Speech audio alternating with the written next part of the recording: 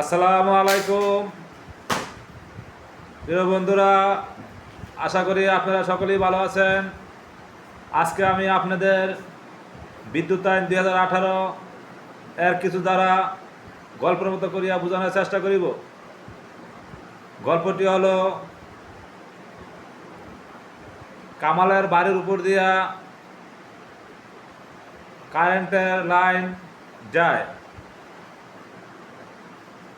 তাহার বাড়ির সামনে কারেন্টের খুঁটি স্থাপন করে। কামাল উক্ত কারেন্টের খুঁটি কাটিয়া ফেলে এবং কারেন্টের তার কাটিয়া ফেলে। এই ক্ষেত্রে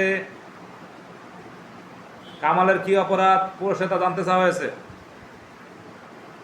আমরা জানি বিদ্যুৎ আইন 2018 এর 39 ধারায় বিদ্যুৎ সামগ্রীর কোনো যন্ত্রপাতি বা কোনো মালামাল নষ্ট করিলে বা ভাঙ্গিয়া ফেলিলে বা কাটিয়া ফেলিলে তাহার অপরাধ 39 ধারায়।